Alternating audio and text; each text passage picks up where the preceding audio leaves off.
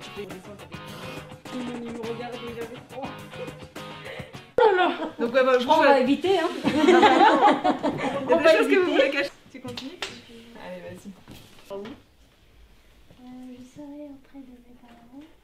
On a beaucoup d'ancêtres et que je connais pas. Mais... Ou de TTR. À 60-70 ans, j'aimerais rester sans rien faire. Donc j'ai dû faire des formations pour trouver mon...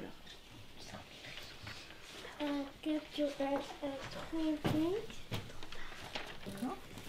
C'est pas obligé de faire des longues phrases. Hein. Non. C'est ce qui fait toute la différence en fait. Peut-être se décentrer de l'aspect purement scolaire, mais de s'intéresser vraiment à l'enfant en fait, qui il est. Bonjour, je suis Jaïda Tanem, je suis praticienne en psychologie positive. Et aujourd'hui, je suis là effectivement dans le cadre d'une formation pour former les bénévoles à l'accompagnement, à la scolarité des enfants. Les autres séances, on verra ces outils et comment vous, dans le cadre de l'accompagnement à la scolarité, vous pouvez les utiliser, les intégrer, si ça fait sens pour vous évidemment. Alors la psychologie positive, il faut savoir que ce sont des recherches scientifiques qui ont été faites sur des individus pour étudier le fonctionnement optimal, c'est-à-dire pour voir quel environnement est le plus favorable pour ces individus pour qu'ils puissent se développer. Autant que possible, c'est vraiment se recentrer sur les ressources des enfants, c'est-à-dire leurs forces, et nourrir les besoins justement des enfants pour qu'ils puissent donner le meilleur d'eux, tout simplement. Et il faut savoir que, autant que possible, on essaie de nourrir le besoin d'autonomie, le besoin de compétence qui est plutôt un besoin que l'enfant puisse se sentir capable, et le besoin d'appartenance à un groupe, en fait, c'est très important pour que l'enfant également trouve du sens dans ce qu'il fait. Mon grand objectif, moi, en fait, quand je transmets les outils de psychologie positive, c'est de les rendre accessibles, faciles et pratiques à mettre en place. Donc, je suis un peu un intermédiaire voilà, entre les recherches et comment pouvoir se les approprier pour les appliquer sur le terrain. Alors, Marie-Claude Bilade, donc je suis une jeune retraitée. Voilà, donc j'ai travaillé pendant longtemps dans une grosse boîte de Grenoble en tant qu'ingénieure informaticienne. Et maintenant, je souhaite donner mon temps à des associations et accompagner des jeunes ou faire des choses intéressantes que je n'ai absolument pas eu le temps de faire durant toute mon activité professionnelle. Et là, maintenant, j'ai envie de connaître plus de gens d'horizons différents que la grande entreprise et de rencontrer des gens plus du terrain, des gens différents de moi. C'est connaître des nouvelles cultures, des nouvelles façons de penser, de voir comment moi je peux apporter quelque chose à eux et comment eux m'apportent aussi des nouveautés et des périmètres que je ne connaissais absolument pas. Alors, ce qui m'a amenée ici, c'est que je suis à la retraite depuis le 1er octobre 2021 et que du coup, je me suis retrouvée avec pas mal de temps de libre et j'avais envie de me mettre dans une association et j'avais envie d'être en contact avec les enfants. Voilà, donc c'est ce qui m'a amenée. Ce que ça m'apporte, déjà beaucoup de joie. La relation avec les enfants, c'est quelque chose de très joyeux, très agréable. Et puis le sentiment aussi d'avoir une certaine utilité et de pouvoir aider ces jeunes. On voit beaucoup de jeunes qui se disent « non, je suis nulle, non, ça va pas ». Alors qu'au final, même s'ils ont des faiblesses dans un domaine, s'ils s'appuient sur leurs points forts de l'autre côté, en fait, ils pourraient leur surmonter facilement les problèmes, quoi. Je m'appelle Manon, j'ai 26 ans. Pourquoi tu viens aider les enfants? Pour passer du temps avec des enfants, m'occuper un peu d'eux, pour voir si un métier en relation avec des enfants pourrait me satisfaire. Et un lien social, très important. Et comment dire, des bons moments de joie et de bonheur avec des enfants, apprendre des choses d'eux et leur apprendre des choses. Et voilà. Et voilà. On va passer ça un jour.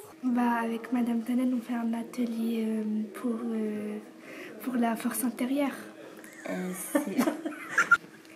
Cet atelier, ça parle comment être détendu, pas très timide, pour être détendu quoi. Pour la force en soi. Et on a fait des petits exercices pour... C'est pour nous réchauffer et c'est pour nous donner aussi des exercices à faire. Et pour nous amuser aussi. Montrer nos forces. Bizarre, c'est-à-dire? Je sais pas, je me sens bizarre. Ah, c'est le fait d'avoir soufflé, ça oxygène aussi le cerveau. Allez, on y va, on respire. Voilà, une respiration bien ample, bien calme. Au début, j'étais toute serrée et tout, et quand j'ai fait l'exercice, je suis plus relâchée, des trucs comme ça, quoi. Moi, au début, j'avais mal ici, maintenant j'ai moins mal. Et aussi, j'étais énervée, mais là, je suis moins énervée, mais je suis toujours un peu énervée. On est plus calme, je veux dire. Mais je vais vous guider pour cet exercice-là, d'accord? Allez, les ailes se déploient. Ah, on doit les craquer. Et on va inspirer donc par le nez. À l'intérieur, comment tu te sens? Comment est-ce que tu te sens mieux d'écrire à la main droite ou la main gauche? Par exemple, quand on est énervé, un truc comme ça, pour pas encore être plus énervé, on pourrait faire cet échauffement. Des petits échauffements pour se lâcher, quoi. Être plus... On peut même le faire en classe. Oui, quand t'es pas assez concentré, tu fais cet exercice et tu deviens vraiment concentré. Comme tout à l'heure, j'étais pas très concentrée, maintenant je suis concentrée. Ici, d'accord? Ok. Tu peux aussi, en fait, pour gagner du temps, faire un clic droit et faire dupliquer, comme ça tu as directement le bloc. Tu as juste à changer la scène ici et ensuite le niveau au fond, et tu auras juste ça à faire. Si vous prenez toute la même musique, ça va être... Bonjour Victor. Bonjour. Ma première question c'est, est-ce que tu vas te la raconter avec nous? Eh ben oui, et en plus, je vais faire en sorte que vous puissiez vous la raconter encore plus. Pourquoi avoir choisi le nom pangolin? On voulait un nom d'animal, parce qu'on travaille avec les enfants et on trouvait que c'était plus sympathique. Et donc pangolin, ça veut dire promotion de l'autonomie numérique grenobloise, des outils en ligne et de l'identité numérique. Ça veut dire tout ça, pangolin. Mais ça, on le dit juste entre nous, nous on parle juste de l'association Pangolin quand on discute avec nous. Que fait ton association et à quoi sert-elle? On travaille sur le numérique, mais pour les enfants, pour les parents et pour les professionnels. Pour les enfants, on fait des ateliers de créativité numérique, donc c'est ce qu'on est en train de faire en ce moment, pour raconter des histoires, pour coder des jeux vidéo, pour faire de la robotique ou de découvrir. Et avec les parents, on va faire des ateliers qui sont plutôt autour de comment on accompagne les enfants sur les écrans, pourquoi est-ce qu'il faut éviter de passer trop de temps devant, ce que ça implique. L'objectif, c'est qu'on puisse discuter avec un maximum de personnes, quel que soit son âge et quelles que soient ses envies, pour lui faire découvrir et aimer aussi le numérique, la technologie, et voir qu'on peut faire plein de choses et créer plein de choses avec. Donc ça sert à toute personne qui a envie d'essayer et d'inventer, de se découvrir et de tester des choses. Aimez-vous travailler avec les enfants? Non, je déteste. Non, je plaisante, bien sûr. Bien sûr que j'adore travailler avec les enfants. Sinon, j'aurais pas fait une association pour faire de la créativité numérique.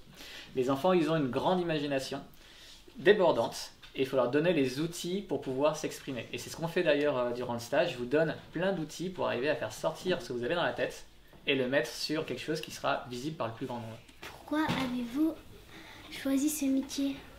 Avec mes études, j'aurais dû être ingénieur du bâtiment, technicien pour dessiner des plans, ce genre de choses. Mais moi, j'ai toujours aimé l'informatique, j'ai toujours aimé les ordinateurs, et j'ai toujours aimé créer des choses et essayer de m'exprimer grâce à ça. Et c'est une passion que j'ai transformée petit à petit en métier. Donc je me suis formé, je suis allé voir j'ai suivi des cours sur Internet, j'ai regardé un petit peu ce que faisaient les autres, j'ai commencé à travailler dans différents réseaux. Et petit à petit, en travaillant avec d'abord les adultes, puis les enfants, je suis arrivé à un moment où je me suis dit, mais c'est une association pour les enfants qu'il faudrait. Et je suis arrivé là, voilà, à créer Pangolin et à lancer une activité pour vous. Parce que ça manquait un petit peu. Pourquoi aimez-vous ce métier? Il y a plusieurs raisons. Déjà, j'aime ce métier parce que je suis en contact avec plein de personnes. Je vois plein de publics différents, plein de façons de faire, plein de façons de voir le monde différentes, qui me permet de m'améliorer déjà personnellement et de pouvoir ensuite porter cette parole à différents groupes et construire quelque chose de collectif. Et j'aime ce métier parce que c'est justement un travail autour du collectif, autour du dialogue. Tout le monde a le droit de s'exprimer, quel que soit son âge, son intérêt, son envie, sa vision, même sa religion. Une association, c'est aussi ça, c'est arriver à proposer quelque chose de social au plus grand nombre, et c'est ça qui me plaît. Comment vous sentez-vous dans ce métier? Aujourd'hui, je me sens suffisamment à l'aise pour pouvoir aborder le sujet du numérique, des enjeux, de l'approche qu'on en a, avec beaucoup plus de confiance, donc beaucoup plus à l'aise pour en parler. Et je pense qu'aussi beaucoup de gens en fait sont pas à l'aise pour parler des questions de la place des écrans, du harcèlement sur internet, le temps qu'on passe devant ou même la sexualité sur les écrans. C'est parce qu'on n'est pas à l'aise. On se sent pas suffisamment à l'aise sur le sujet et c'est aussi le but de l'association, c'est d'arriver à rendre tout le monde un peu plus à l'aise pour en parler. Je me sens suffisamment à l'aise et suffisamment tranquille avec ma vision du numérique pour pouvoir en discuter avec vous et surtout vous comprendre. Et après, dire à vos parents aussi comment vous vivez votre numérique, parce qu'eux aussi, ils ont des questions. Bon alors vous, est-ce que ça vous plaît, ce qu'on fait depuis le début des vacances? Oui. Est-ce que vous avez envie de continuer à vous la raconter? Oui. Eh ben on est parti, allez hop! On se la raconte. C'est l'histoire de quand j'avais mes 8 ans et demi, je me suis brûlé les cheveux en faisant du lait. Moi, quand j'avais 9 ans, ma mère m'a dit d'aller faire les crêpes. Et quand je regardais à la télé, il faisait sauter la crêpe. Et j'ai essayé de faire sauter la crêpe. Et j'ai lancé la poêle derrière moi et la poêle elle est partie dans la tête de mon père. L'histoire ça parle que quand c'est une journée qu'on est allé pour rentrer chez nous, parce que le chemin il est un peu plus long que d'habitude, et là il y a quelqu'un qui dit à ma copine aux petites, et donc là ma copine elle ne connaît pas, donc elle commence à avoir peur, et donc elle dit je te connais pas, pourquoi tu m'appelles petite? Après après elle dit après là il commence à s'insulter et tout, et là elle dit tu sais quoi, je vais ramener mon chien, et là après elle ramène son chien l'après-midi et là elle croise le monsieur et là elle dit à son chien d'attaquer, mais son chien il est aveugle donc il sait pas qui attaquer et ça fait exprès, il attaque sa maîtresse et ça fait un peu rire, donc il rigole, il lui dit 3 idées pour changer le monde. 1. Supprimer le racisme. 2. Supprimer la pauvreté. 3. Supprimer le Covid. 3 idées pour changer le monde. Respecter les gens, respecter les animaux et la terre, et faire régner la paix. Youpi! Pas 1, pas 2, mais 3 idées pour changer le monde. Fraterniser pour tous, respecter les religions, avoir plus de liberté. 3 idées pour changer le monde afin que le monde soit meilleur. 1. Punir le harcèlement. 2. Supprimer l'injustice. 3. Égalité pour tous. Yes!